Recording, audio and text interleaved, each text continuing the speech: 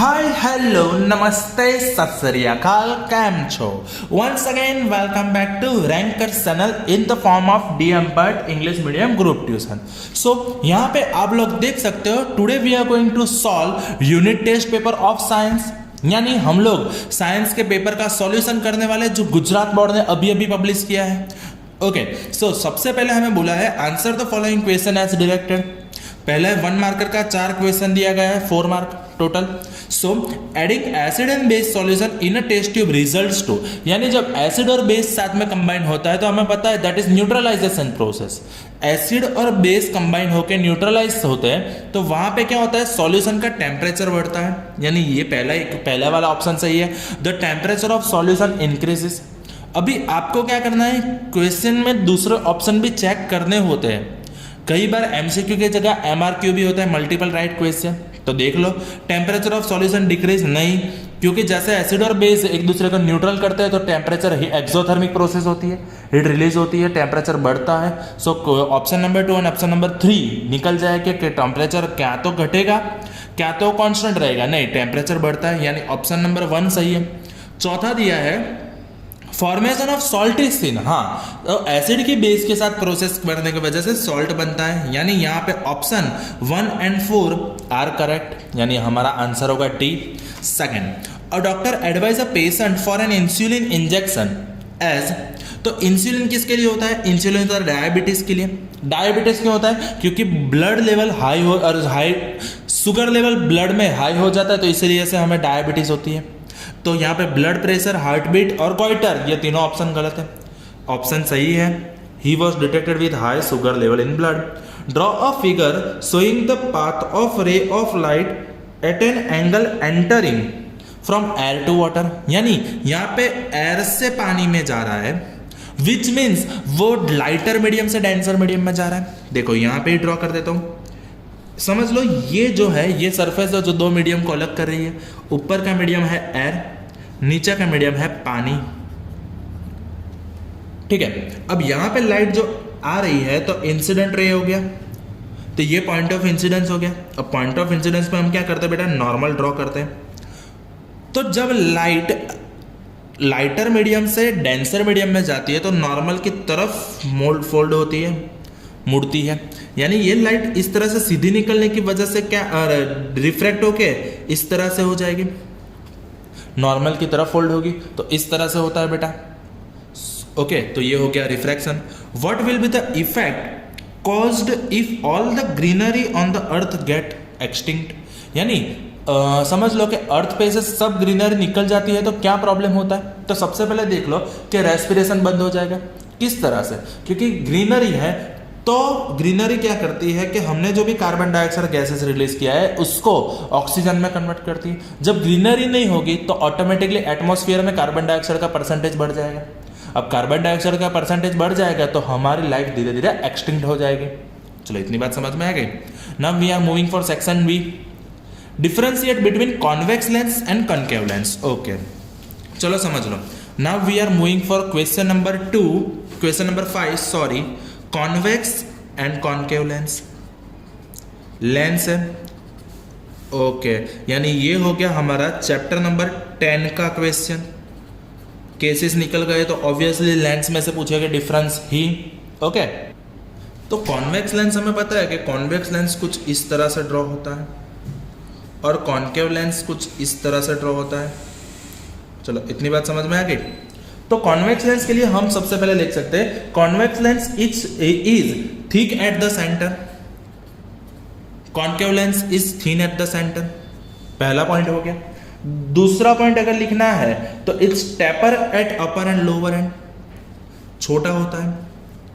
तो यहां पे क्या होगा, it's thicker on upper and lower and. चलो, इतनी बात समझ में आ गई. ओके, तो ये हो गया हमारा 2 पॉइंट्स. तीसरा पॉइंट, कॉन्वेक्स लेंस जो है वो लाइट रे को इमर्ज करता है, साथ में करता है. जैसे कि यहां पे है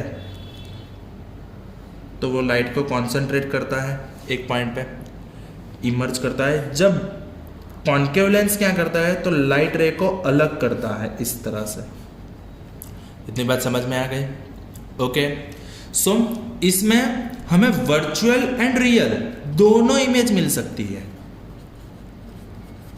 जब कॉन्केव लेंस में सिर्फ और सिर्फ वर्चुअल इमेज मिलती है। इतनी बात समझ में आ गई? Are you sure? तो यहां पे देखो कि ये जो लेंस है ये कन्वर्जिंग लेंस है, इट्स अ कन्वर्जिंग लेंस। तो ये कौन सा लेंस है बेटा? डाइवर्जिंग लेंस है, क्योंकि इसमें क्या होता है, लाइट रेज कन्वर्ज होती है, साथ में मिलती है, जब यहाँ पे लाइट रे डाइवर्ज होती है, अलग होती है बेटा। बोलो, इतनी बात समझ में आ गई? डन? Are you sure? तो यहाँ पे हमें 3 या 4 पॉइंट काफी आसानी से लिख सकते हैं। बोलो, इतना क्लियर हो गया? तो उसके बाद अगर हमें लिखना है तो एक पावर का पॉइंट भी हम ऐड तो कर ही सकते हैं। क्या? तो हमें पता है कि जो कॉन्वेक्स लेंस होता है उसका पॉजिटिव पावर होता है, कॉन्केव लेंस होता है उसका नेगेटिव पावर होता है। पर इतने पॉइंट के लिए इनफ है 2 मार्क के लिए। चलो क्वेश्चन नंबर 6 पे चलते हैं। क्वेश्चन नंबर 6 में हमें बोला गया है, give scientific reason why curd and citrus food should not be stored in copper और brass vessel. Okay, so basically curd और साइट्रस फूड यानी जो खट्टा होता है, तो जो साइट्रस फूड होता है वो होता है basically acidic in nature.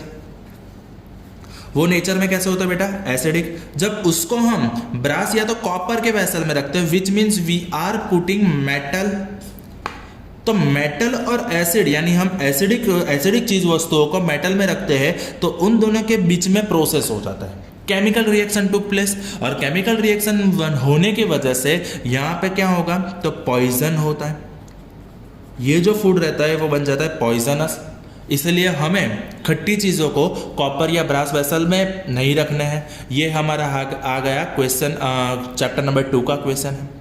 18 number का क्वेश्चन है जो हमारे इंटेक्स में भी दिया गया है। ये हो गया ए, साइट्रस फूड एसिडिक होते हैं नेचर में, इसलिए कॉपर जैसे मेटल वेसल में रखने की वजह से फूड थोड़ा पॉइजनस हो जाता है। इसी वजह से हम फूड को यानी खट्टे पदार्थ को, खट्टे जो भी सब्सटेंस है उसको मेटल के वेसल में कभी भी नहीं रखते। Now second one is neutralisation, the most important. मैंने बोला था हर बार पूछते हैं। तो एसिड की बेस के साथ प्रोसेस होने के वजह से सॉल्ट प्लस वाटर बनने की प्रोसेस को, सॉल्ट प्लस वाटर बनने की प्रोसेस को न्यूट्रलाइजेशन प्रोसेस कहते हैं।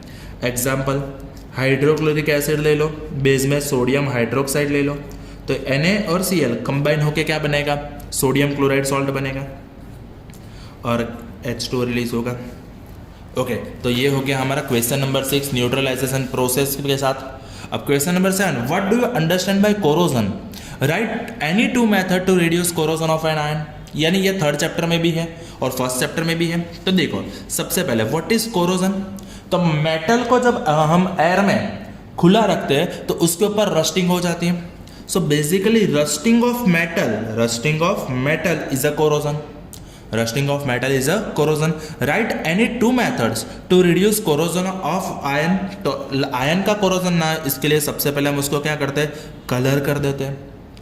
जैसे कि अभी देखो कि दिवाली के सीजन में सब लोग अपने घर के गेट हो गए तो उसको कलर कर रहे हैं, क्यों? ताकि रस्टिंग ना हो।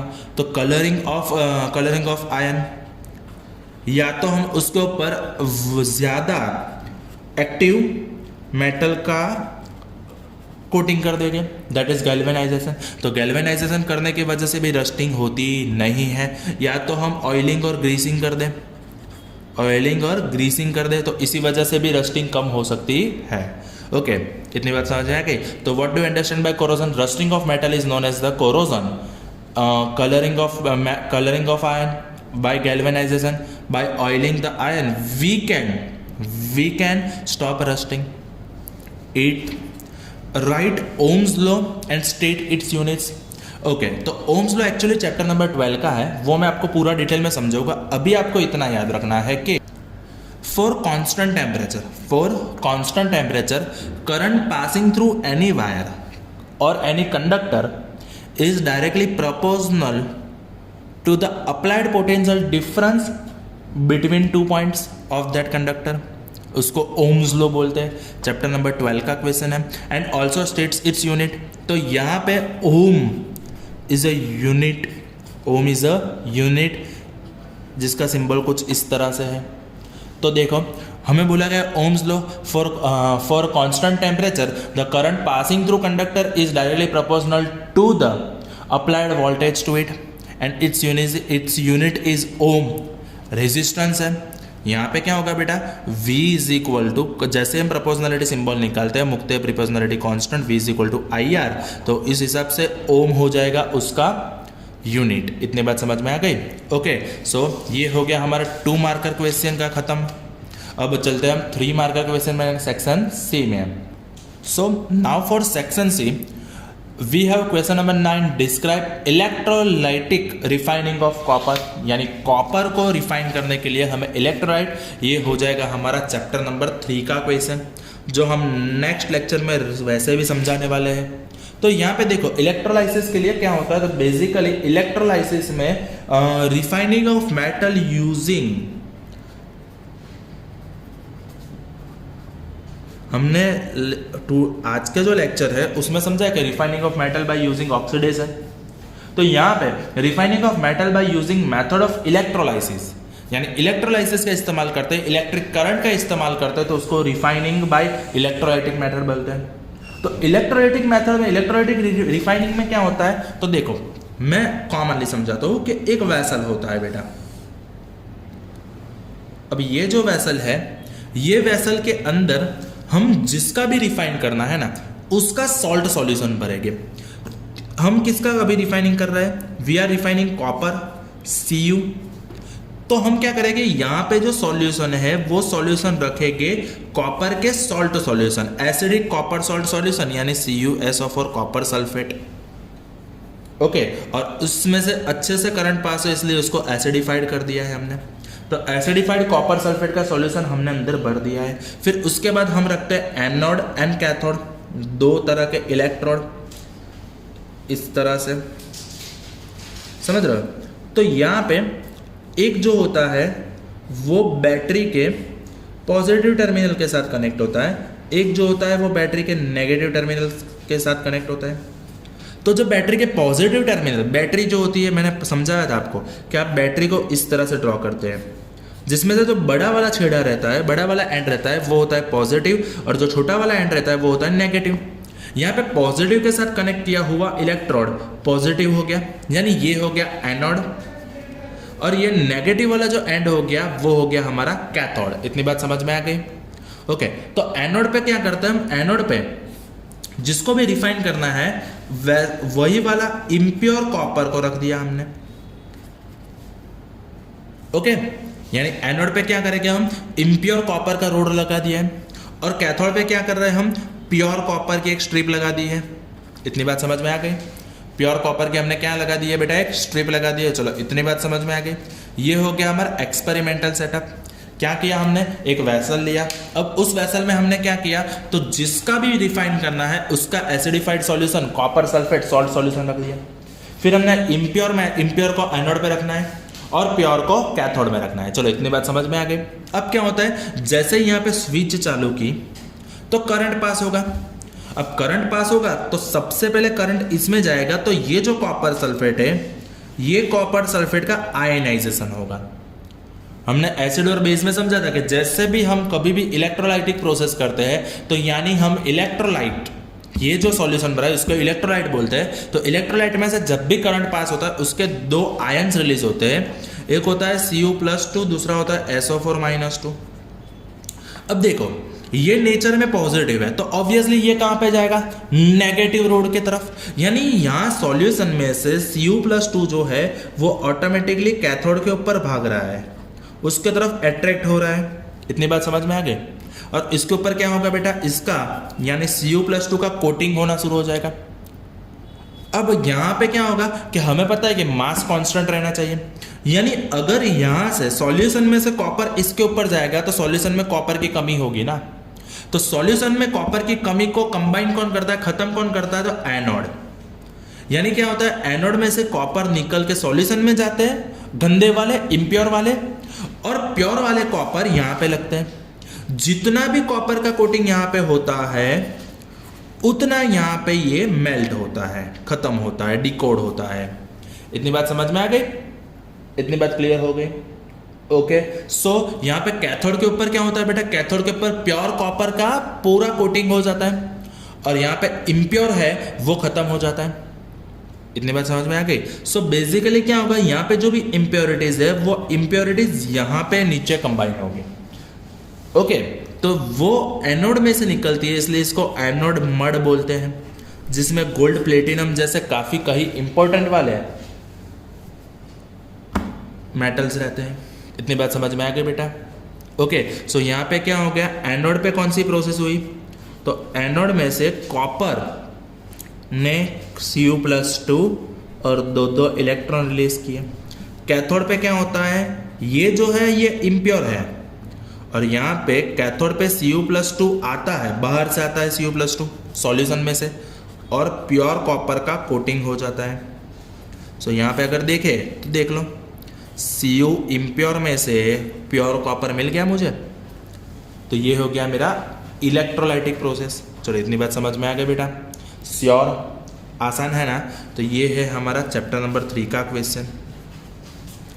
अब आगे का जो क्वेश्चन है वो है हमारा चैप्टर नंबर 12 का, जिसमें हमें बोला गया derive the law of resistance in series so as to explain equivalent resistance of the circuit. यानी हमें सीरीज कनेक्शन के लिए इक्विवेलेंट रेजिस्टेंस फाइंड करना है।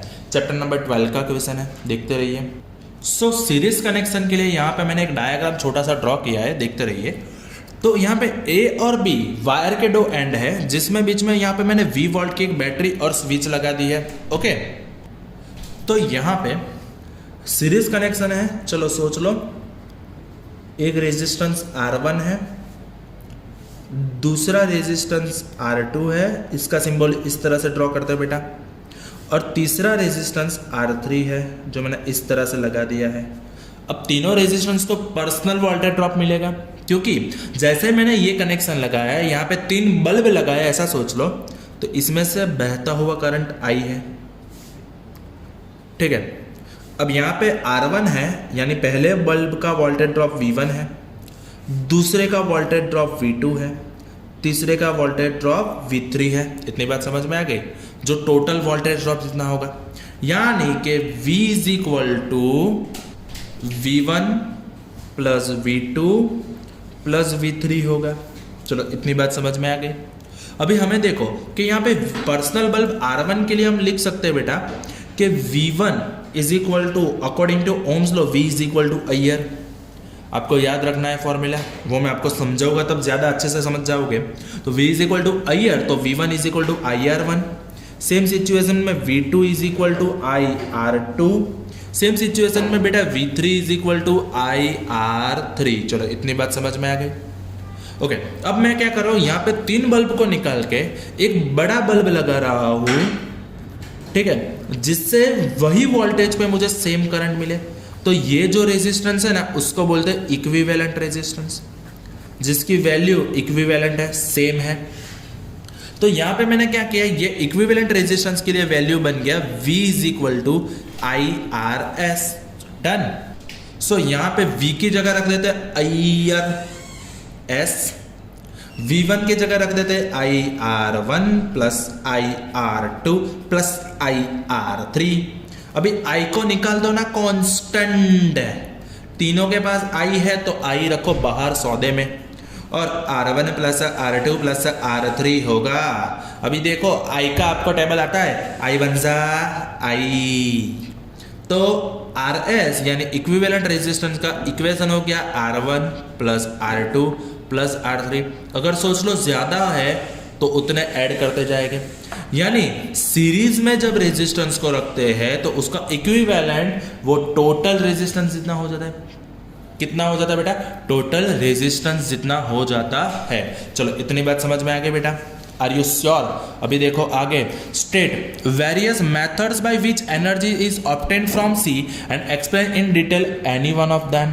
यानी 14 चैप्टर का ये क्वेश्चन आ गया। चलो, तो सी में से हमें 3 तरह का एनर्जी मिलती है।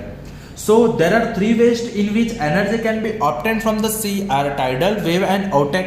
टाइडल वो टाइड्स के ऊपर डिपेंड करती है, tide, wave and OTEC that's ocean thermal energy conservation. हमें कोई भी एक समझाने को बोला गया तो हम टाइडल को समझा देते हैं। टाइडल में क्या होता है, देखो बेसिकली ये हाई टाइड और लो टाइड के ऊपर डिपेंड करता है। सो हमें पता है कि ओशन का जो भी पानी है ओशन का वाटर लेवल है वो राइज और फॉल होता है। क्यों? Due to gravitation pull of moon. Moon और अर्थ, हमें पता है moon is a satellite of earth, तो उसकी वजह से क्या होता है कि मून की वजह से अर्थ के ऊपर ग्रेविटेशनल पुल होता है, और वो ग्रेविटेशन पुल की वजह से ओशन वाटर में दो तरह के चेंजेस आते हैं। कई बार पानी एकदम बढ़ जाता है, कई बार पानी कम हो जाता है, high tide and low tide आते हैं। सो वो जो टाइड है, वो हाई टाइड और लो टाइड के डिफरेंस के वजह से हम अगर एनर्जी मिल रहे हैं, एनर्जी गेट कर रहे हैं, एनर्जी कंबाइन कर रहे हैं, तो उसको बोलते हैं टाइडल एनर्जी। सो वहां पे क्या करेंगे हम कि पानी जो है, क्या करेंगे हम यहाँ पे पानी जो है उसमें टाइडल डैम बांध देंगे सी और बेसिन के बीच में, सी और बेसिन के बीच में। अब क्या होता है बेटा, जब हाई टाइड होती है तो ड्यूरिंग हाई टाइड क्या होती है, पानी दरिया में से, पानी सी में से कहाँ पे जाएगा, बेसिन की तरफ जाएगा। यहाँ पे टाइडल डैम में मैंने यहाँ पे एक पंखा रख दिया है, तो जब पानी हाई टाइड के ड्यूरिंग सी में से बेसिन में जा रहा है तब ये पंखा घूमेगा और मुझे एनर्जी आउटपुट मिलेगी विदाउट एनी कॉस्ट। और लो टाइड में जब बेसिन में से पानी वापस दरिया पे जा रहा है, यानी किनारे पे से दरिया में पानी जा रहा है, तब पंखा वापस घूमेगा, वापस मुझे इलेक्ट्रिसिटी मिल गई। यानी यहाँ पे क्या किया कि यहाँ पे जो ग्रेविटेशन पुल है वहाँ पे सिर्फ बीच में हमने एक पंखा रख दिया और वो पंखे के घूमने के वजह से मुझे इजीली एनर्जी मिल गई। So these are the method which we can get energy from the ocean और सी। इतनी बात समझ में आ गई। उसके बाद क्वेश्चन नंबर 12 दिया गया है, draw a neat label diagram for human alimentary canal, जो काफ़ी बढ़िया करवा दिया है और अब सबको काफ़ी अच्छे से आता है, वो मुझे पता है। And label the following glands shown in figure, यानी हम यहाँ पे अब 7 चैप्टर का एक छोटा सा टॉपिक आ गया है वापस। सो यहाँ पे मैंने लेबल कर दिया है। सबसे पहले यहाँ पे ए पे है पिनियल, बी पे है आगे की side pituitary gland, C is the thyroid gland and D is the thymus gland. इतनी बात समझ में आ गई। तो यहाँ पे ये सॉल्यूशन खत्म कर दिया। अब हम जल्दी से ह्यूमन एलिमेंट्री कैनाल ड्रॉ करते हैं। सबसे पहले हमें मुंह वाला भाग ड्रॉ करना है, नाक, फिर छोटू सा एक मुंह। ओके, उसके बाद यहाँ पे सलाइवरी ग्लैंड से स्टार्ट करना है, इसोफेगस ड्रॉ करना है। चलो ये बन गया हमारा इसोफेगस फूड पाइप। फिर थोड़ा सा लंबा दो। उसके बाद यहाँ पे स्टोमक आ गया,